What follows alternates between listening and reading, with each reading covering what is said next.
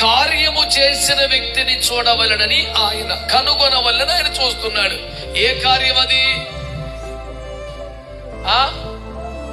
సన్యాసికుల మాటలు మాట్లాడపకండి. అది ఆన్సరు.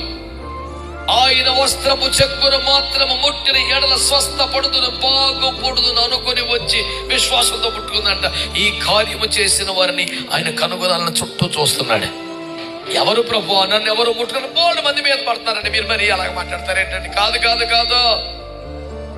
ఎవరు విశ్వాసముతో నా దగ్గరికి వచ్చారు, నా వస్త్రపు చెంగును ముట్టితే మాత్రమే స్వస్థత వస్తే నమ్మి ఎవరో తాకారు, ఎవరు విశ్వాసంతో వచ్చారో, ఎవరు ఆశతో వచ్చారో, ఎవరు ఆటంకములు అధిగమించి వచ్చారో, ఎవరు నన్ను తాకుటకు ప్రయాసపడుతున్నారో, ఎవరు నా వస్త్రం ముట్టుకుంటే చాలు అని విశ్వసిస్తున్నారో వారి వైపు ఆయన చూస్తున్నాడా?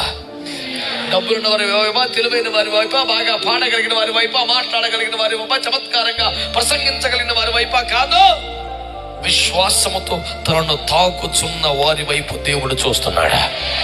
ఈ ఉపవాస కొడుకులు నీ టార్గెట్ అదే.